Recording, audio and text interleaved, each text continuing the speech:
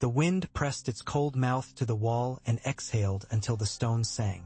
John stood atop the parapet where the ice rose in ancient blue plains and the black banners of a dead brotherhood drooped like exhausted wings. Ghost's white fur took the night's dim glow and made its own small halo around them. The direwolf's breath plumed pearly and slow.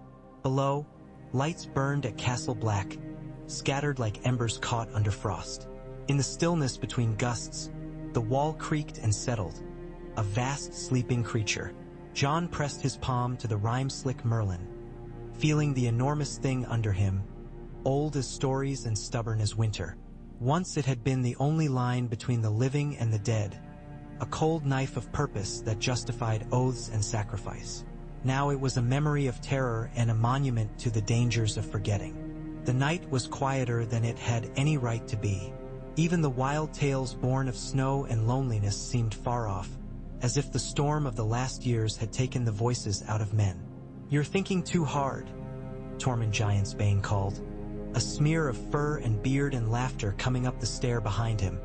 His steps had the jolly confidence of one who had walked out from under death more times than made sense. "That, or you've turned to ice and are starting to melt in the wind." John did not turn. "Look," he said, and gestured with his chin. East, the faintest gray came to the horizon where the world met the shivering sea. Night bled toward morning reluctantly, as though the dark held an old grievance. The sea's free of pack ice farther than last year. Tormund stepped to the parapet and squinted. "Aye, the big floes have loosened. The sea takes what it will." His voice lowered. "And north of the wall, what the sea doesn't take, hunger does." John glanced down the sheer face to where the dark line of the new gift started its of pale, stubborn farms. "There'll be more coming south. There are always more when there's less." Tormund's breath smoked. He smiled with genuine sadness. "I've wrangled a few camps. They listen to you when you speak plain. And when your wolf stands beside you and shows his teeth. I don't want to speak plain, not to frighten men. I want them to choose what's right because it's right. And if they won't?" Tormund's eyes glittered with the kind of fierce practicality that had kept him alive. "The wall is a hard teacher. It doesn't reward hopes nor pretty words." John finally turned. "Then we give them something to choose that isn't hope or fear," he said. "Something with work in it. A path to walk." "Oh," Tormund said, "you want to build a road across the snow. I want to reform what's left of the Watch, from a wall of men into a line of riders." He had been speaking of it 2 nights now to whoever would listen, and to many who would not. He had written it in a letter to Winterfell in his spare, hard hand. A plan set down in ink to make it real. Rangers who patrol the border. Not just the wall, but the gift. Free folk among them. Paid, armed, sworn to protect. Northmen, too. Southerners, if they have the heart. We set watchfires on the great hills. We ride the woods roads. We keep disputes from becoming wars. Tormund's brow beetled, then smoothed. Southern folk guarding northern folk, guarding free folk, guarding southern folk. What a pretty tangle. It will need more than fires on hills. Charters, oaths, wages. John nodded. A different vow. Not to sever life, but to tie it to the living. The Watch failed because it forgot why men served. Tormund leaned elbows on the ice and spat into the dark. "You sound like a Stark when they try to be poets, and that's a terrible fate for a good man. It needs a body, not just a thought." John set his hand into Ghost's fur and felt the heavy warmth against the cold. "A border you can ride is a border you can mend.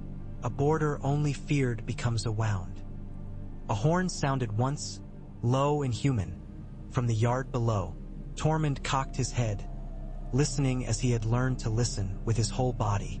"Riders," he said, "from the east road." He grinned as he tromped toward the steps. "Come on then, Lord Snowhoascent Lord. Let's see who the wind has blown into your house." They descended into the smell of smoke and wet wool, into the courtyard where old fences leaned. Rope hung in swag stiff with cold, and the high door of the hall gave back a warm rectangle of light. The gates bulged inward as 2 of the watchmen drew them shut again, and a clutch of riders stamped in with the mayflies of their breath rising over their horses. The men wore a patchwork of leathers and furs. 2 had old black cloaks with the amethysts of frost clinging to the hem. Snow clung in beards and eyebrows. A woman in a gray hood rode at the front with an arrow satchel and a spear set in a sling. She dismounted with loose, competent grace and swung her quiver down. Val Tormund Bellovet Placid. Back from your wandering. Val pushed her hood back. Her hair was pale as birch, braided to sit flat under the hood. Her eyes cut like knives when she was angry or amused. Now they were merely cold with the road. You talk too much, she said to Tormund without warmth, and then to Jon. We found them. Found who? The raiders who set the smoke you saw over the Long Barrow. They took sheep and a boy. They were not ours. She lifted her chin, and the light showed the old scar along her jaw like a white thread. They wore southern irons. One had a clasp in brass worked with a tower. Tower. Jon's heart stuttered. Describe it. 3 leathers high with a crown of stones, she said, and 2 fish at the sides. The Manderleys have mermen, not fish. Jon frowned. Never. A river tower then, Val said, impatient. And listen before you decide it's some lord's cousin out for a lark. These men took the river island at Queenscrown when they could, shot from the reeds, and fled along the winter canal like otters. They had no cause but mischief. They had no hunger in their bellies either. They moved like soldiers who have eaten. Queenscrown, Jon repeated, and something in him shifted as a stone shifts when it feels a true hand. He remembered a tower rising from a frozen green ring of water, an island in a lake, and children crouching in reeds. Long years ago. Where is the boy? Alive, with my riders. Val wiped road ice from her eyelashes with the heel of her hand. He says his father traded for salted cod at Eastwatch 2 weeks past and had coin left after. The raiders asked him for coin and then for his daughter. His wife said no. He took a knife for it. The boy ran. The daughter is... There is no daughter now. She said it without softening and without relish. The men wore bits of black cloth to keep their gear quiet. Not straight black cloaks. They had a whistle call. Birds enough to wake bears. Jon's jaw worked against the words he wanted to say and would not. He looked across the yard where a pair of lanterns swung under the overhang of the hall and seemed to float in the air. Bring my officers, he said to a watchman who had come up to hear, and send for Maester Kedge. Bring that old ledger of debts. Fetch food for these riders. They won't sit on cold benches. Tormund rolled his eyes toward the sky. Now you'll write laws at them, he muttered, but quiet enough for only Ghost's ears and his own. They gathered in the hall where the beams arched like ribs over the long tables and the fire was angry at being fed too much too soon. Men pushed in, stamping snow from boots, the smell of leather dampening into smoke. There were a few old faces, and many new ones with the eyes of men trying to look like they had been here all their lives. Among the latter, a thick-shouldered man with gray at his temples and a white streak through his black beard, Alvin Pike, a deserter from the Iron Islands who had deserted the Iron Islands themselves to join the Watch. Left of him, a spare winter lordling from the woods around Last Hearth with the long lashes and sensible hands of a leatherworker. His name was Kenneth Harrow, but he signed as Ken Harrow if he had to sign anything. Every man and woman in the room had lost something they could not name. That was a kind of oath stronger than speaking one. Jon drew a harsh chalk line across the table and placed stones along it to mark the lakes and ruined towers and woods the raiders favored. Queenscrown, Mole's Town, the channel here, he said. If they have a base, they'll use a dry place near the water. There's a tunnel at the night fort that opens under. Kedge, the maester with the gout and the patience, sank his weight onto the bench with care. Boy, he said gently, and only Tormund called Jon boy without losing skin for it. You know better than to lead men into those tunnels. Half of that warren eats itself and the rest are stones that forget where they go. You sound like the old stories, Tormund said, and they were usually true enough to break teeth on. Jon tapped a stone back. I won't drag them into the night fort, but a man who knows a lock will look at every door. And someone opened a door that didn't show on the surface. He lifted his eyes. Soldiers with coin, southern irons, an emblem, best guess. Mercenaries, said Alvin Pike, the Ironborn, without hesitation. One man's purse pays them, they take from two for their own. There's a scum that scrapes at the stepstones where the current runs fast. They call themselves the Grey Caps. Their color is the old cloth they stain with ash, so bodies don't see them when they crouch behind stones. Grey Caps. Kedge's brow furrowed, and he rummaged in memory like a man groping among long-stored jars. Bravosi malcontents, once, indifferent to gods, hire out to the impatient. Recently, no, he said and shook his head. You cut away the dead wood and more grows. I heard a rumor of them turning north after the war. They thrive on borders. Those who benefit from war always move where peace is clever. They'll have a sponsor, Ken Harrow said. There's no fortune to be had raiding sheep unless a man's heart is small enough to fit in a coin. There's an angle I don't see. There is always an angle, Val said with quiet contempt. Water runs downhill. Men run toward their appetites. John drew another line. East Watch, he said. East Watch is a hole in the sea, Kedge said with the sweet grouchiness of the aged. I should know. It's eating my bones from the salt. Still a harbor. John nodded. A port draws rats as much as ships. Any port can be used to move coin a man doesn't want seen. The Grey Caps working inland tells me someone is feeding them from the shore. The harbor quartermaster is an honest man, Kedge said, offended by the implication. I believe you. I also believe honest men do not see everything, John said. He rubbed his jaw, which he had neglected to shave for days because every morning brought work before the blade. I will ride to Queen's Crown with a small party. Tormund Val Olvin Ken. We'll take 15 others, no more. Kedge, write 2 ravens. One to Winterfell, to the Queen in the north, asking for her support for a patrol across the New Gift and the approach roads, and for a meeting here within a fortnight. Another to King's Landing, requesting recognition of a new border charter and the right to levy wages upon the realm for maintaining the peace. His mouth twitched. Compose the language to make both feel their help was their idea in the first place. Trickery, Kedge murmured, but he was smiling as he reached for the ink. Truth set to a tune they'll actually hear. John lifted his head. Bring the boy who ran to me. I want to hear his story with my own ears. His name was Rolly Snow, though he wasn't certain about the snow. A thin, sharp-shouldered child with a face like a fox, all wary eyes and stick-bone hunger. When he saw Ghost, he went pale and then straightened his back with dignity John admired. Will he eat me? He asked, as if it were a practical question that needed a clear answer. He's eaten enough today, John said gravely. Ghost licked his chops, which did nothing to put the boy at ease, but Val's mouth quirked a bit. Rolly told his tale plain, as the free folk did. The raid at dawn, his father's hand on his head shoving him into the reeds, the slap of oars as the men crossed the green water toward them, and the hiss of an arrow scraping stone. His mother's breath like tearing cloth. They had a whistle, he said, like 2 birds, short, then long. I remember it because I hear it when I try not to. His small hands twisted in the 2 long sleeves of the cloak someone had put around him. John glanced at Tormund, who shrugged. Men trained to be foxes. Shit enough wolves out of the woods and foxes get brave. We'll find them, John said to the boy. We'll stop them. He meant it the old way, when words before the firelight were a contract that bound the speaker's life to the promise. Rolly nodded once, ferociously, like a man 10 times his size. You'll take the boy?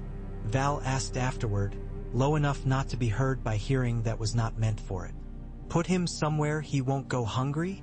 In the kitchens first, John said. Tomorrow he can help Oelhab make stew.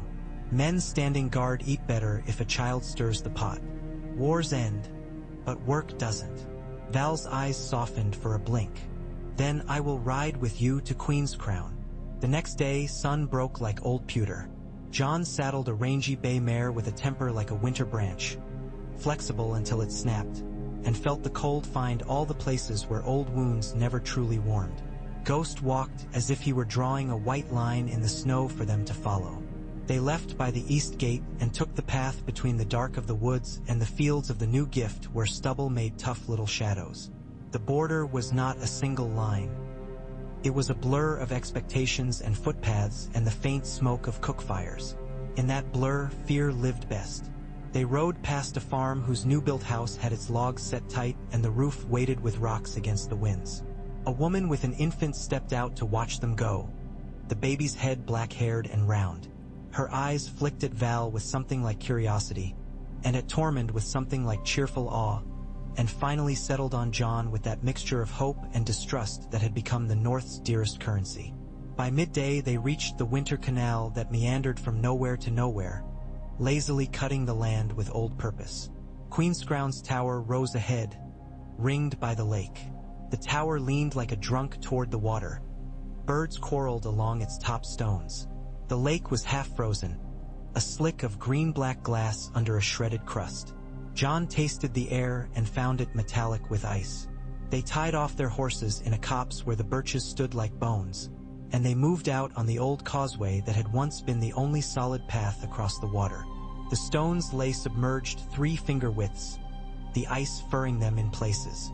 Jon led, feeling for steadiness with each step, the cold biting through his boots.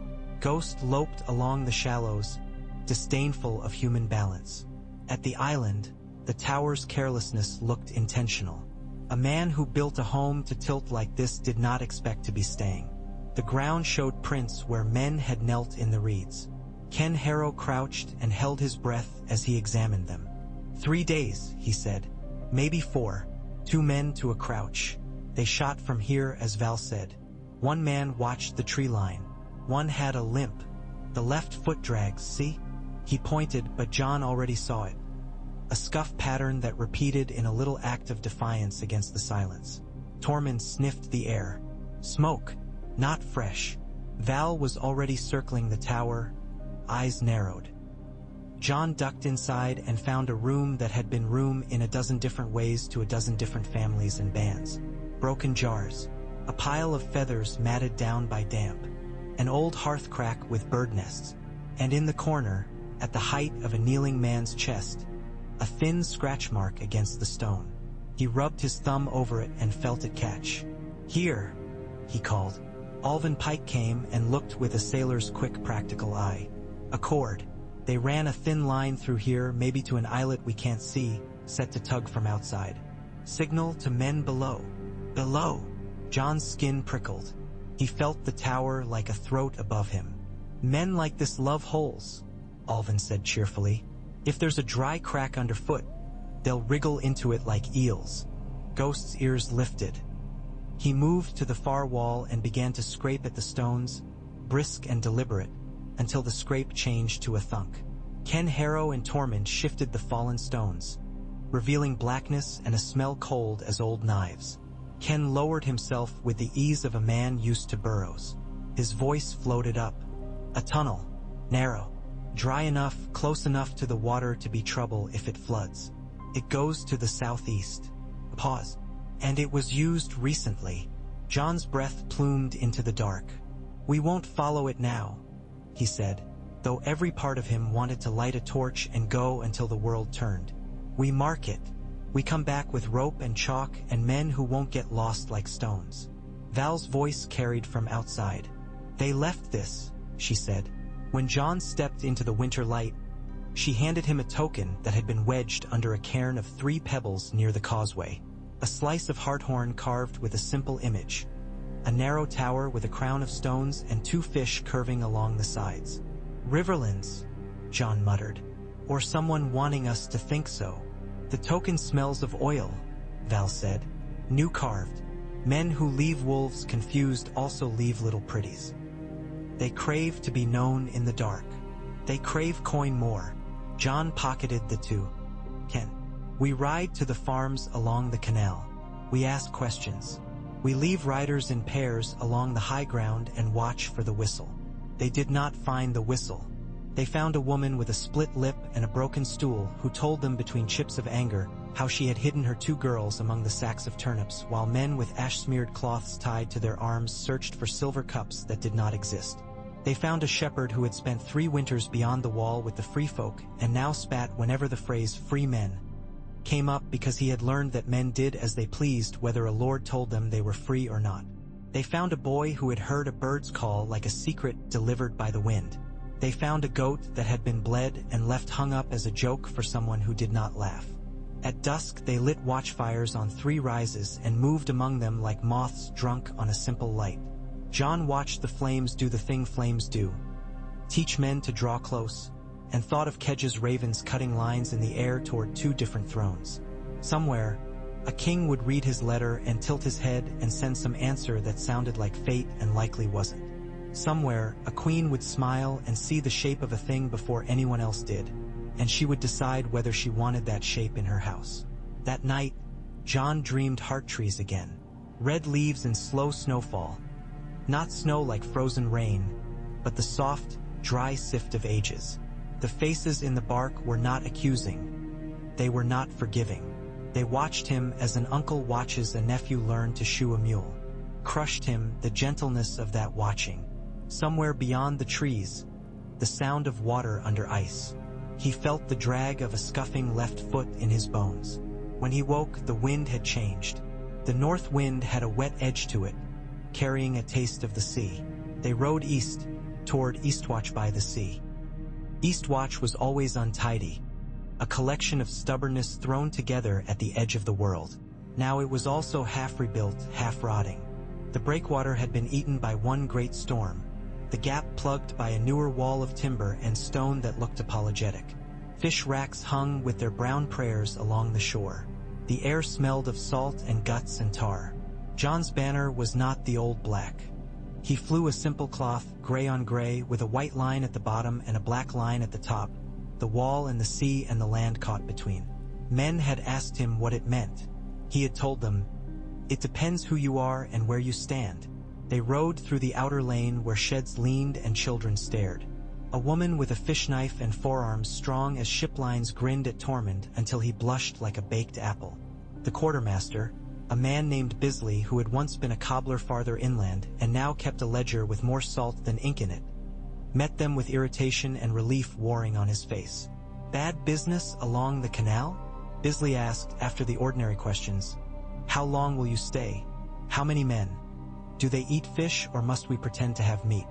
I've had questions in from 3 farms and 2 huts that pretend they aren't farms.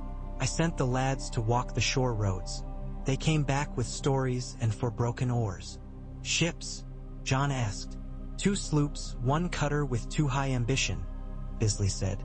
"Coming and going at odd hours, quiet as mice. They're careful, these mice. They tangle their own tails. We ask where they're coming from and they say up coast, which is not a place on my map. We ask where they've been trading and they tell us black salt from the broken arm as if they think we won't know the taste of Lannister coin. Did you search them? Do I look like a man with search warrants?" Bisley lifted an eyebrow. "Do I look like a man who can order a crew that keeps small knives in their boots to put their hands up? I do what I can. I counted barrels. I smelled casks. I saw what I wasn't shown." "What did you smell?" John asked. "Sour wine, tallow, old smoke. The stink of men who live on ships and never admit their feet are wet," Bisley said. "And fear. Fear of what?" "Not of you yet," Bisley said. "But they keep looking at the sea to the northeast, as if a friend were late and the friend was a wolf." John looked at the sea. The horizon wore a thin scarf of cloud. Beyond that was only the place where ice and water argued forever, and the argument lately was going badly for the ice. He felt a quiet churn in his gut. "Write down the ships' names," he said. "And those you do not know, describe. We will walk the slips and listen." They did, with the slow patience of men who had learned that listening with their mouths shut brought more truths than questions. John moved among the ropes and the stacks of nets. Tormund peeled laughter like an orange to see what was underneath. Val spoke to the women and the children with eyes for the edges of their talk. Alvin spoke to sailors in the language of tide and draft. Ken Harrow spoke to the shore hands as if he had been born to rot salt into his hands. By late afternoon they had a shape. 3 ships, the Knight's Riddle, a sloop with an unassuming hull, the Oriole, a cutter with a pretty figurehead that someone had lovingly painted, and a nameless sloop with her name scraped off the transom and a scratch left behind as if a small god had dragged a fingernail across her. The nameless sloop had arrived 3 nights ago. She had unloaded nothing anyone saw. Men with ash-smeared cloths at their arms came off and vanished along the lane. At dusk, the nameless sloop put out. She hugged the coast like a guilty thought and slid eastward into the blue evening. John stood on the breakwater and felt the stones shiver as waves broke. "We'll take the long ridge," he said. "Let them see the fire on Stag's Hill. They'll know they're seen." That night, the fire on Stag's Hill leapt. Its light threw a red tongue on to the underside of the clouds. Beyond it, the sea wore a seam of silver that came and went. They did not sleep long. Ken Harrow shook John's shoulder not long after moonset. "Hooves," he said. "Fast." John came awake fully, that old trick of drawing the world into place like a cloak. On the lane below, 3 riders pounded past toward the west gate. He saw the wet shine on their horses' flanks, the steam pouring from their nostrils white as wings. He had a heartbeat's impression of a scrap of ash-gray cloth tied around one rider's arm. He gave no order. Tormund and Val were already moving, Ghost was a streak of white, and Alvin ran as if ship ropes were pulling his legs. They cut through the small orchard where someone had coaxed apples from a climate happier with potatoes. The riders saw them late, veered, and one made the mistake of trying to bolt around a barn where the ground dipped and caught old ice. The horse went out from under him with a squeal, and the man tumbled in a crash of leather and curses. Ghost was on him, teeth at the man's throat, not pressing down but promising. The other 2 fled into the dark. John knelt by the fallen rider, whose face was young and closed tight with terror, the kind that accepts nothing but immediate outcomes. The ash-gray cloth was tied with a quick sailor's knot. His hand scrabbled for his boot knife and froze when Ghost pressed a little harder. John took the knife and weighed it. He had known knives that cost more than the man who carried them. This one was cheap and honest and newly honed. "What's your name?" John asked. The man swallowed. "Trick," he said, and then, with defiance, "Trick Waters."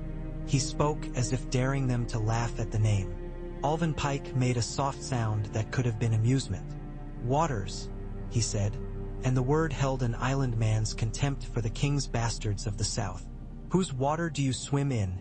Fish?" Trick's eyes flickered to John. "The cold kind."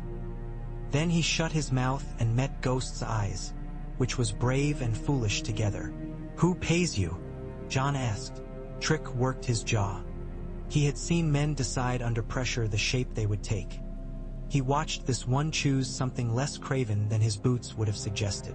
A man with no hair and a scar on his head like a half-moon. He speaks with a little whistle through his teeth. He doesn't give a name and men don't ask. He meets us by fires we didn't light. What does he want? Coin, Trick said, and fear. He wants folk to be scared of the paths they walk. He wants them to go the long way around. Why? Because men who take the long way are easier to rob, Trick said, as if it were simply the way water looked. Or because there's someone else who wants to ride the short way without being seen. I don't ask traders questions. Who gives him coin? Trick said nothing, and John thought he had reached the end of what pushing would get him. Then Trick added, like a man adding a stone to a cairn he did not own. He wears a ring. It's plain iron. Too plain. Like a man hoping you won't look twice. Where do you meet him? Sometimes the tower. Sometimes the night fort road. Once by a birch stand where men have tied cloth to the branches and said prayers to the old gods. Because even smugglers know the old gods. And even fools like to be watched by something older than their fathers when they do wrong. Where now? Trick took a breath that shook. The Black Gate, he said. Kedge's cough echoed in John's head across the miles of dark between them. Half of that warren eats itself and the rest are stones that forget where they go. John's mouth went hard. You know where it is? Some of us do, Trick said, resentful at his own knowledge and the way it made the world smaller. We were shown by a maester who isn't a maester, with a chain around his wrist to remind him of what he lost. He laughed at us when we jumped at the gate's face. John's stomach dropped with the cold. The black gate had a face a man remembered as a child remembers the taste of snow on his tongue. A living door. He had spoken words through it once in a different life and felt the world open like lungs. When? He asked. Tomorrow night, Trick said. We're to bring 2 carts of nothing. The kind of nothing that holds too much weight for its nothingness.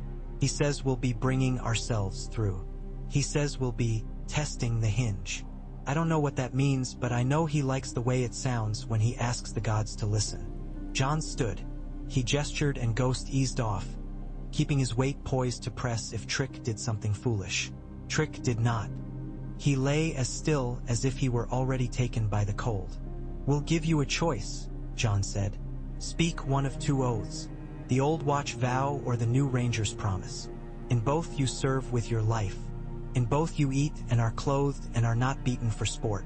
The old vow binds you to wear black and own nothing and touch no woman.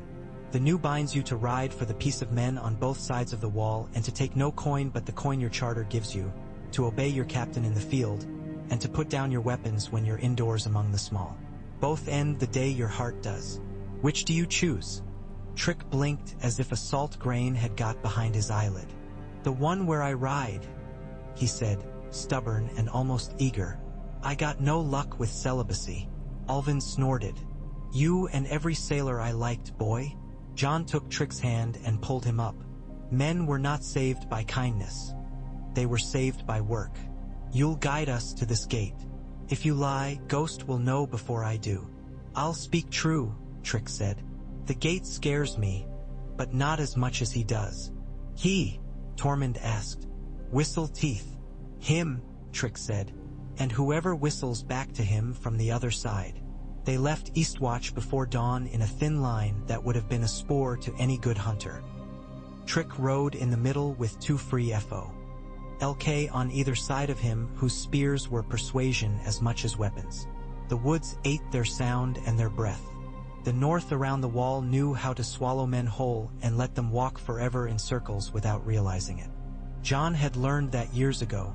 He did not forget. Snow began in powder, the sky letting it fall in an absent-minded way. The birch stands wore their winter prayer cloths. Strips of color hung by hands that wanted a witness. Val touched one as they passed and murmured something in the old words that had no books. John felt the hair on his arms lift at the sound. By midday they reached the road to the night fort, such as it was. 2 parallel bruises on the land, full of ice. The night fort itself loomed ahead like a foundered beast, walls crouched and windows blank as a skull. Even Tormund's cheer dimmed in the place's shadow. Spirits here? Ken Harrow whispered, as if it mattered if they heard. Hungry ones if they're here at all, Tormund said. Trick pulled his mount up and pointed. We leave the road, he said. We go there. There was a stand of elder and spruce no one would have looked at twice, except that the snow in front of it had a scooped look, as if men had removed a thing and replaced it. They dismounted and moved on foot, slow as penance. Trick showed them where to press, how to shift the slab that was not a slab. It moved with ancient reluctance, showing a black mouth that breathed no air up. The cold down there had teeth. They dropped one at a time, a short rope around each waist, and the black took them like a friend who was also a thief. John felt the squeeze of the tunnel on his shoulders, remembered another tunnel, another desperation. Ghost came last, folding himself in an improbable way and slithering like a pale shadow. The tunnel broadened, narrowed, breathed stone. Their lanterns made islands of honey light in a sea of night. The air was not old. It did not smell dead. It smelled expectant, like the pause before a word. And then the water sound, as in his dream. He turned a corner and saw it, the black gate. It lay at the end of a low passage where water as smooth as glass lay in a pool that had never known a ripple from the sky. The gate was the face in the weirwood's pale stone, closed eyes, a mouth curved and whole. Its lips joined, its skin the same white that made men think of bone. John felt something in him reach toward it as toward a hearth when he was cold to his marrow. He stood and waited for it to know him. Gods, whispered Trick. He had not seen it with the lanterns flaring like that. He crossed himself with 3 different signs in quick confusion. A boy who did not know which god wanted what. John stepped forward, but the water stirred first. Not as if a wind had touched it or a stone had dropped, but as if a thought had run like a finger through its skin. The face opened its eyes. They were the green of deep leaves and very old. "Who comes?" said the gate, not with a sound that made air move, but with a speaking that made the bones remember words. John's hand closed in the damp on the hilt of Longclaw. "John of House Stark," he said, and the old title hung there, and then he added softly, truth rising, "Jon Snow." "You are known," the gate said, "but this is not the oath you spoke last." The water made a small, slow circle at its edge, as if thinking. "The words in you are different." "I know," Jon said. "I would speak new ones, and I would warn you. Men come with carts to trespass your hinge, to test what should not be tested." "The hinge," said the gate, amused and not unkindly. "They name things to make them theirs." The green eyes flicked to Trick and then to Val and Tormund and the others behind. "It is not only he who hears what he does not expect to." "Who are you then?" Tormund demanded, in the way of a man who shouted at a storm to make sure his voice still worked. "Are you the wall? Or some old man's story someone left behind to keep the rats out?" "I am the mouth of the oath," said the gate. "I open for vows, I shut against the vowless. Once I knew only one song, but songs learn new verses, if the singers do." Jon found he was shaking. He knelt not in awe and not in awe, but because the body sometimes knew the right shape before the mind did. "I would bind the living to the living," he said. "I would ask the old powers to answer to law, not to hunger. I would keep men from killing what they fear before they understand it."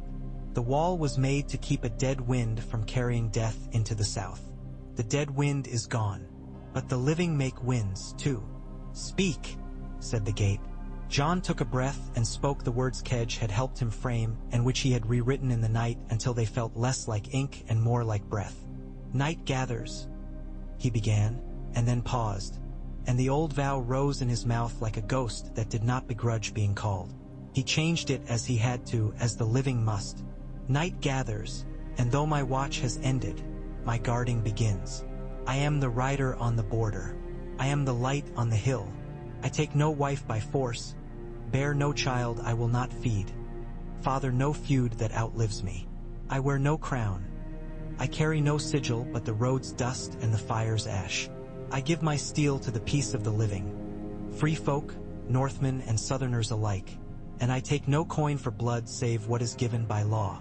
In snow and in rain, in dark and in dawn, I am the edge between harms. I will not raise my hand in anger inside a hearth, nor draw steel where children look. When I am cold I will still stand. When I am hungry I will still ride. I am a border ranger, and this is my oath."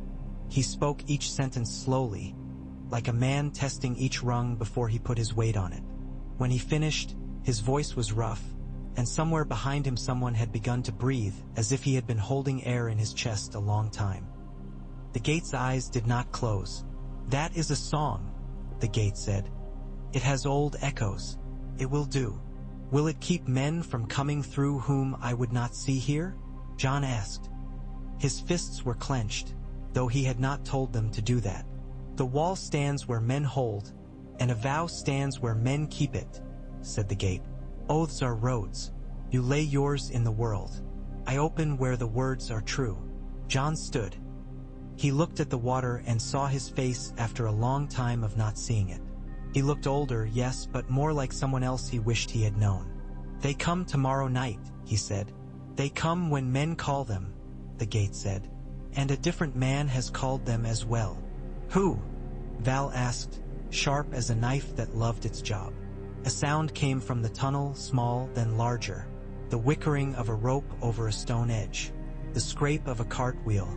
Men moved with the clumsy care of those whose hands were not meant for the dark. Ghost's lips peeled, a sound low in his throat. Jon gestured and the lanterns were shuttered in one smooth motion. They moved like boats in a swell, finding the places they had decided where their weight would go. Trick crouched, his eyes huge. They watched men appear. 3 first, lanterns hooded, ash-gray cloths tied around their arms. One with a limp, left foot dragging. John nearly laughed, a small, sharp sound that did not belong to humor. Then the 4th, a man with no hair and a scar across his scalp like a half-moon. He smiled at the gate, that old smile men wear when they mistake a thing's patience for its ignorance. "I brought you a hinge, old friend," he whispered, and his words ran like oil. "Will you swing for me?" He had a whistle through his teeth, yes, but it was small, almost musical. John knew that sound. It had made him hate other sounds for years. Politeness used like a blade. He stepped into the edge of lantern light. The man's eyes caught him. They were pale, not the pale of the wall or wolves, the pale of sand under old water. "Lord Snow," the man said, as if at a supper. "It is an honor to finally have the talk we've both been practicing for." "You've been practicing," John said. "I've been working." The smoothness under the man's words shivered. "Names are fog," he said. "Call me what you've been calling me." "Whistle Teeth," Tormund said, helpful as a club. "Fits you." The man's smile deepened. "We are all named by someone," he said. "You will not pass," the gate said mildly, which made the hair on the back of John's neck stand up. "We shall see," said Whistleteeth. "I have a door as well." He held up his hand to show a plain iron ring, and John saw it was not plain. It had notches set beneath the surface of the metal, small teeth that caught light. The man put his ring hand to his throat and spoke a string of words so quick and so soft they might have been a prayer or nonsense. They were neither. John felt the old wild in them like cold fire. Somewhere, a tree had given part of its body to make that ring, or the idea of a tree had, which was worse. A faint taste of iron came to John's mouth. The water shivered. The gate's eyes narrowed, a delicate motion that made the face seem almost humanly displeased. "Stolen speech," said the gate. "That works until it doesn't." "It will work long enough," Whistleteeth said, and his men began to drag the first cart forward. John moved then because timing mattered. He loosed Ghost and charged, not with a bellow, because sound would make their courage rise and courage would make sword arms fast. He moved like a man that Snow had taught how to be quiet. Longclaw came up once and went down on the lantern one of the gray caps lifted to see what the darkness had given them, and light died and men lost their measure. Tormund hit like an avalanche from one side with a roar that shook loose courage whether they liked it or not. Val's spear flicked and set itself where a man's arm met his shoulder, and Ken Harrow took a blade on his leather sleeve and turned it with a motion so neat John wanted to clap. Whistleteeth fell back like a man stepping away from an interesting stain he did not want on his boot. He snapped his fingers and the limp-footed man tossed something small and hard at the pool. It made no sound when it hit, but the water wrinkled in a way that suggested the thing sank with more will than weight. The face in the gate shivered. John leapt and the ringman met him with a drawn short blade that was not the kind of sword men bought to fight with. It was the kind of blade men used to finish jobs. He was very good. Their steel met and spoke. Whistleteeth's eyes flicked to Ghost with respect and back. "You don't strike to kill, Lord Snow," he said conversationally as he parried, quick as a thought. "You strike like a man trying to force a point." "This is my point," John said and stepped in. He put his shoulder into the man's chest and drove him back, not with rage but with the annoyance of a man removing an obstacle he hadn't asked for. The ring hand flew up and John caught it with his left. He felt the iron's teeth catch at his skin and then a little bite, and a sudden bloom of cold ran up his wrist. "You steal well," he said to Whistleteeth through his teeth. "I invest," said the man, and smiled again even while choking. The fight became confusion, but not chaos. John's people had learned enough to make their own order. They cut, loyal to the ground beneath their feet, loyal to the companions at their shoulders, and not particularly loyal to glory. Men went down. The first cart toppled and spilled its nothing. It wasn't nothing. It was casks with their ends tarred and sealed and faint lines scratched around their rims in something that was not paint. They glowed where the light caught, faint as memory. John knew that someone in Old Town would know their names. He also knew they did not belong here. Ghost's jaws closed on Whistleteeth's forearm without breaking bone. The man froze at the feel of that stillness that wasn't stillness. "Call your men off," John said, "or lose that hand. I would find it inconvenient to be less than I am," the man said lightly.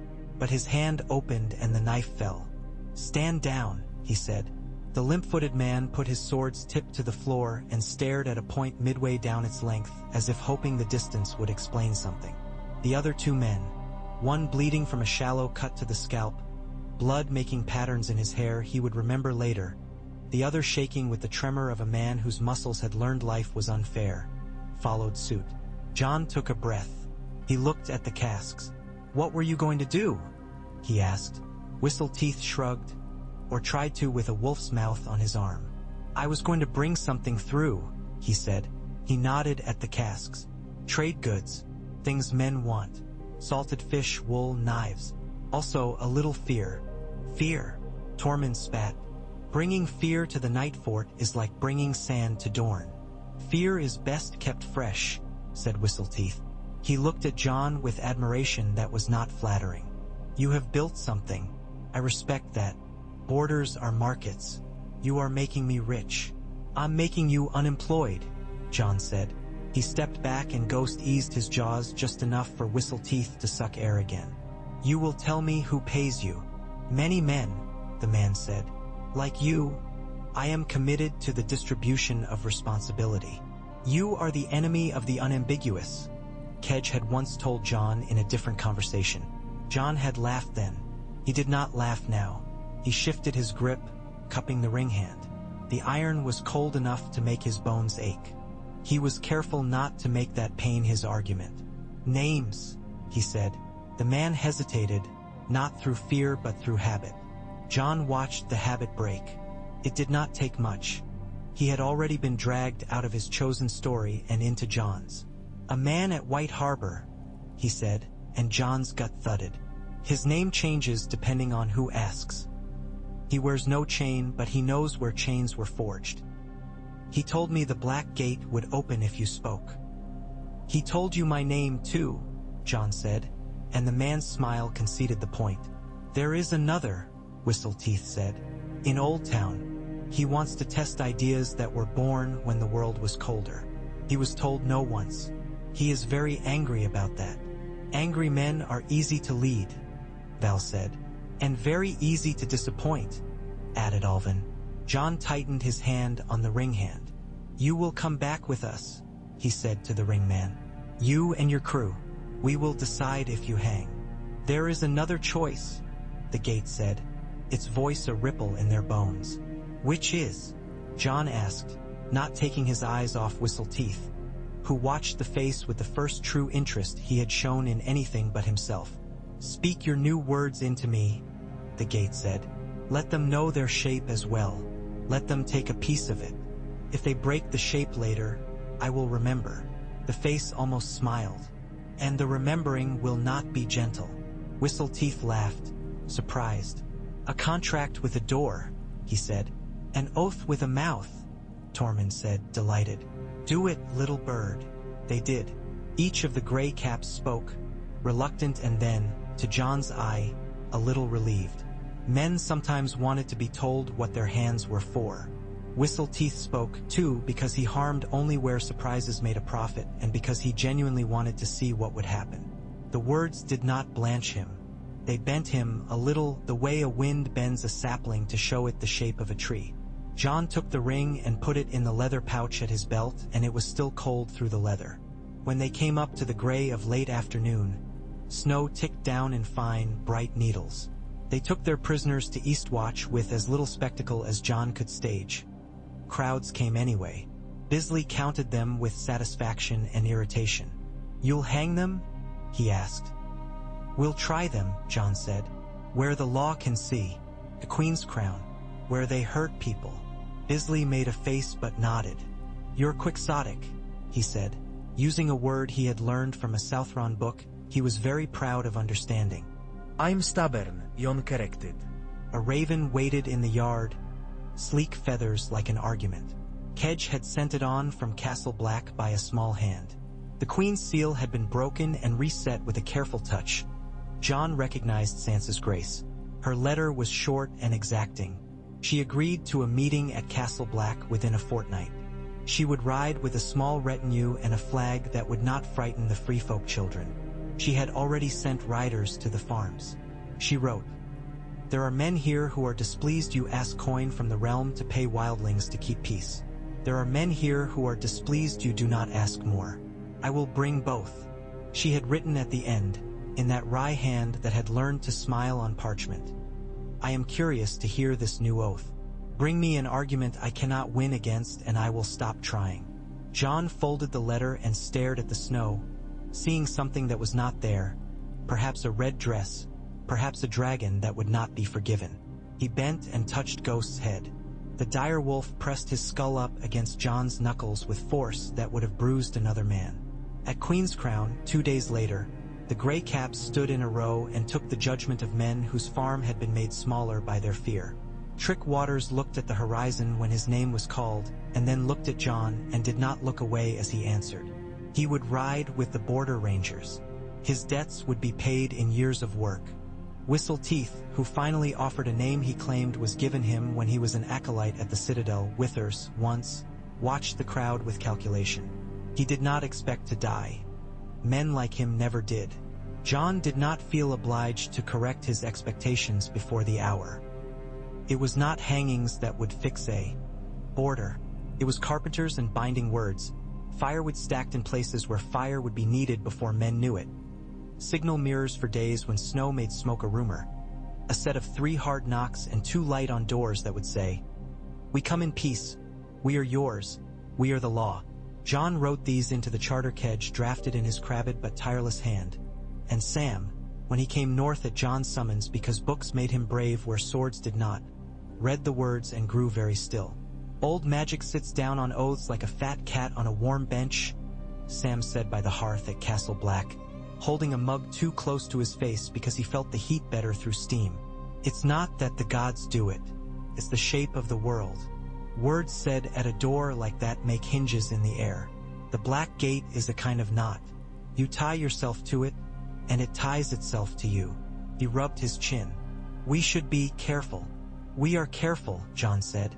He pulled a piece of parchment toward him and drew another line where the new watchfire would be built. "We will be more careful." Sam smiled ruefully. "You always say that, and then you're braver than careful. But you're gentler than brave. That's the part we have to save." Sansa came within the fortnight she had promised, riding with a guard of Manderley men and a scatter of hill lords and 3 Karstarks, whose eyes did not like anything and liked least of all the smell of fish in the yard. She dismounted with a grace that made young men stand taller and old men straighten their hats.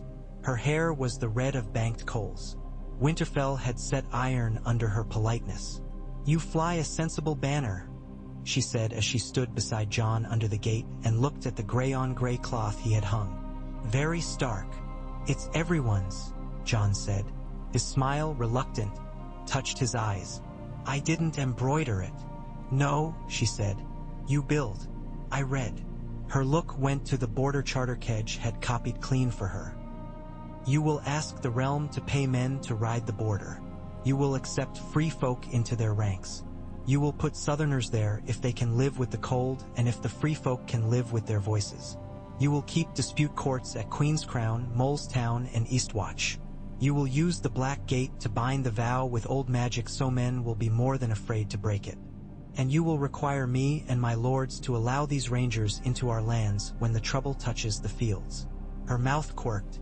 "You make a habit of asking much." "We have lived with asking little and we were robbed in our sleep," John said.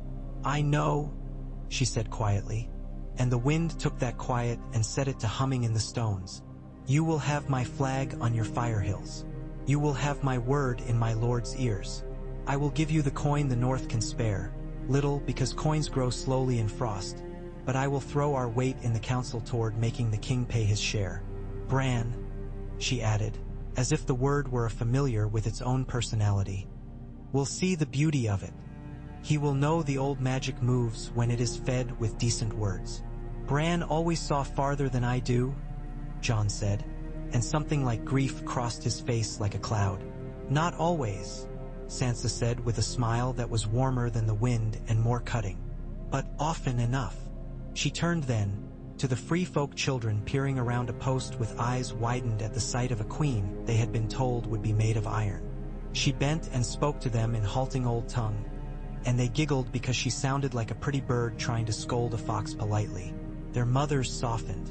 The hill lords watched Sansa watch the free folk and did a quick arithmetic with their swallowed pride.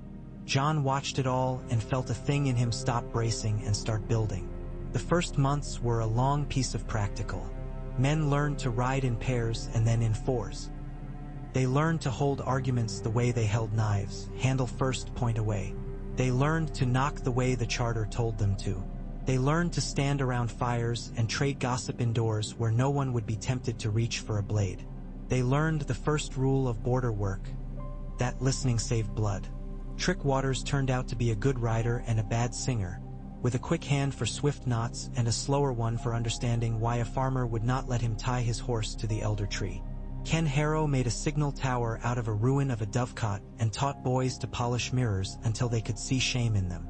Alvin Pike swore at boats and at boys impatient with boats and at knots that did not love him back, until both boys and knots did.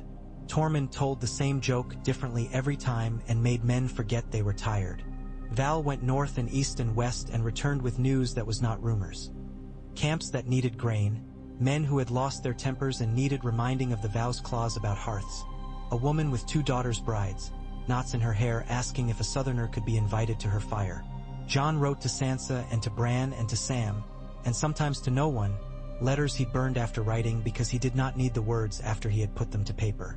Sometimes at night he climbed the wall and stood where the ice remembered all weather. He thought of the dragon and the girl with stars in her hair, and he did not let the thinking go on long enough to break him. He told Ghost things he could not tell men, and Ghost listened with a patience no man possessed. Then, as men who profit from confusion always do, the ones who refused to die of boredom tried something larger. A fire went up on a winter night at Queen's Crown that was not a signal. It was a house. It lit the low clouds and brought men running with pails that sloshed and froze before they reached the door. Arrows came out of the dark and found shoulders and thighs, careful as a seamstress. The gray caps had friends not as clever as Whistle Teeth but more committed to indoor work. In the panic, someone shouted that a free folk boy had been seen at the edge of the lake with a brand.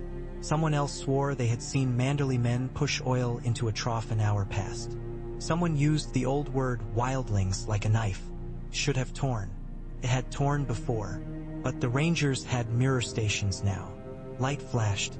Ken Harrow, posted on the Dove Tower, saw the first flash and sent the second and then the third. Fires answered from the hills, not in panic but in pattern. Men who had learned their knocks used them, and doors opened, and the Rangers poured into the streets with shields over heads and friendly hands on panicked shoulders. They set a line that was a suggestion rather than a wall, and it worked better because of it. Trick Waters took an arrow in the calf and laughed because it hurt less than being poor. Val and her spearwomen went around the back of the burning house and found 2 men crouched with oil in their hands. Eyes huge in the light, mouths forming excuses that were only variations on their names.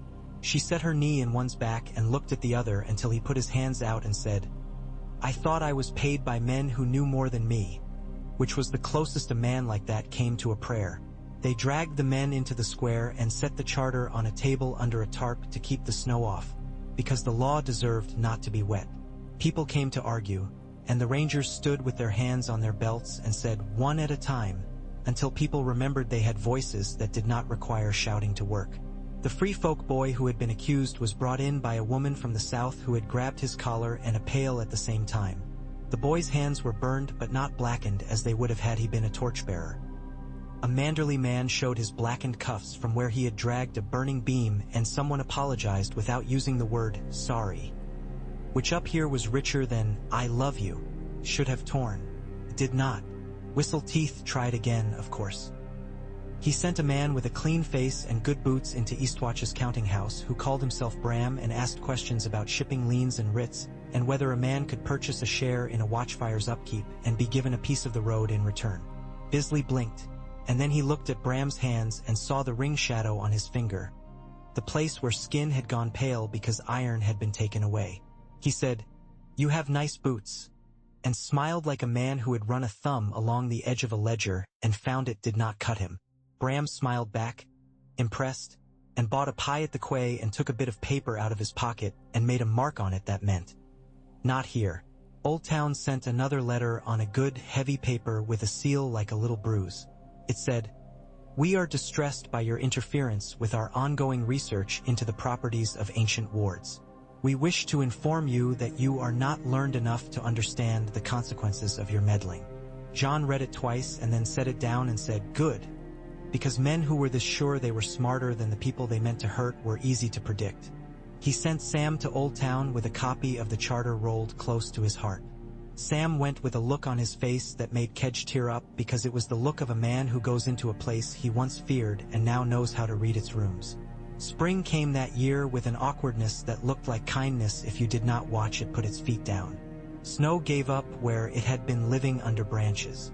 The wall sighed like a man who had seen too much and would see more. The camps north of it moved like villages move when the ground makes a suggestion. John met them where the drainage made natural roads. He stood with Ghost and with Val and with a Manderley sergeant whose white beard had the clean, neat look of a man who clipped it for comfort rather than show.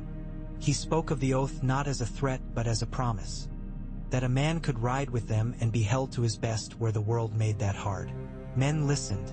They did not all agree, but the ones who did became ropes that took weight. When Sansa returned for the summer council at Castle Black, she sat at a long table littered with things that had not been on Night's Watch tables before.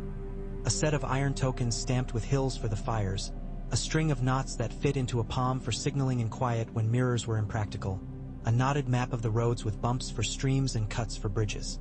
She touched them with that precise interest she afforded tools. She brought men who had sworn to oppose what she supported. She overfed them until their anger slept.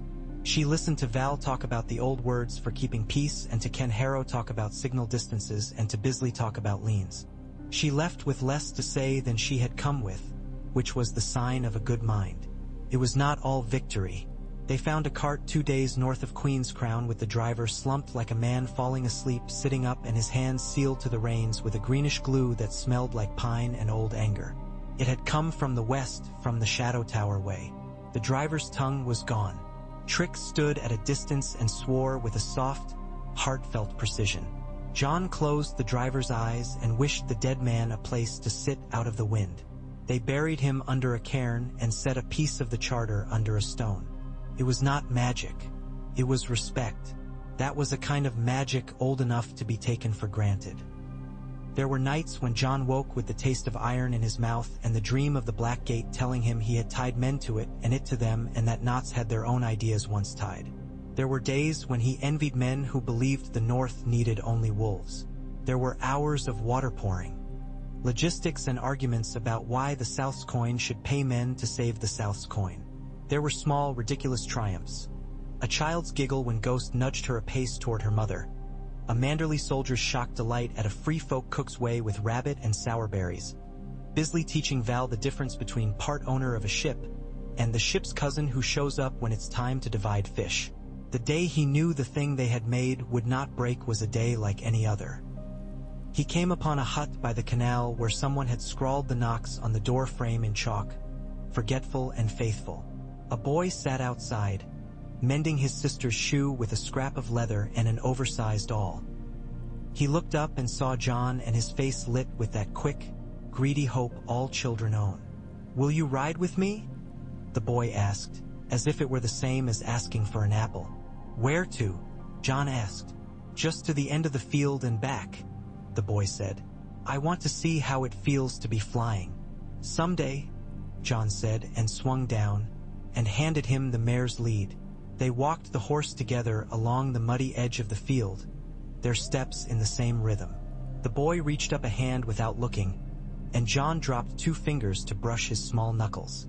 It felt like giving a man a sword and knowing he would use it to cut the right rope. News came in dribs and thunder.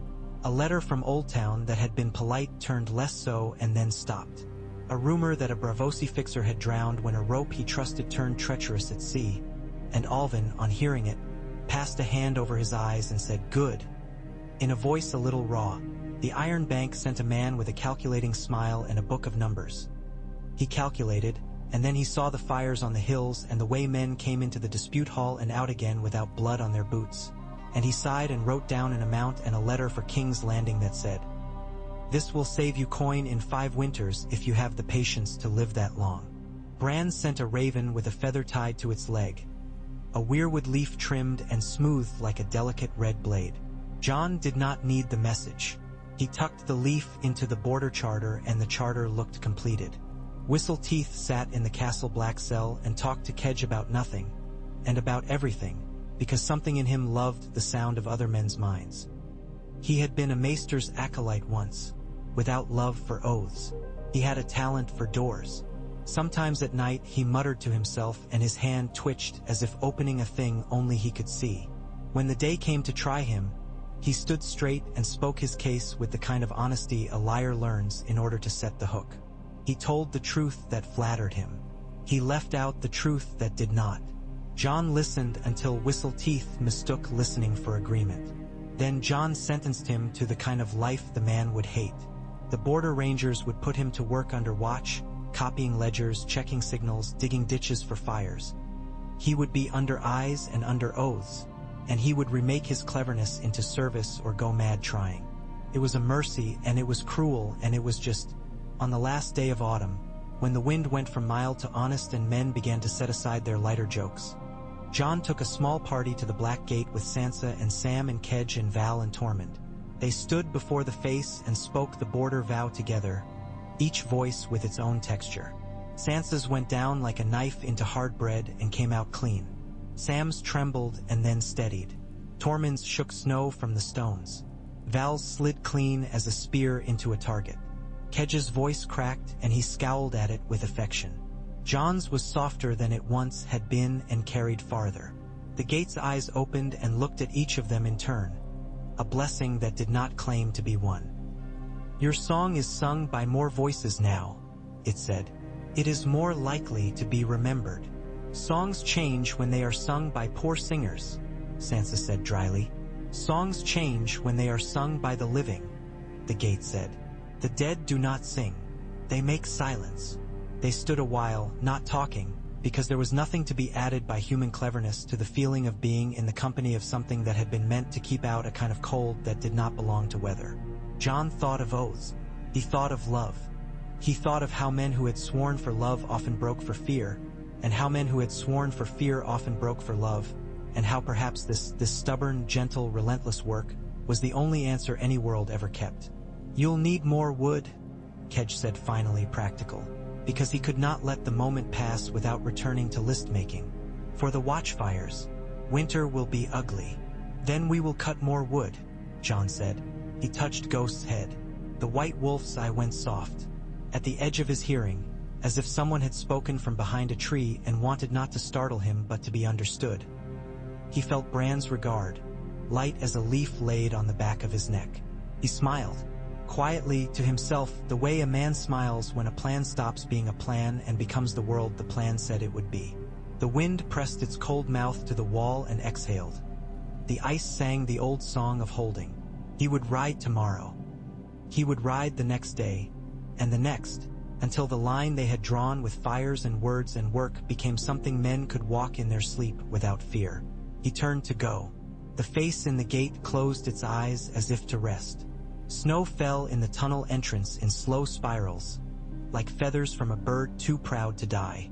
He felt Tormund's hand clap his shoulder with a force that would have moved a smaller man.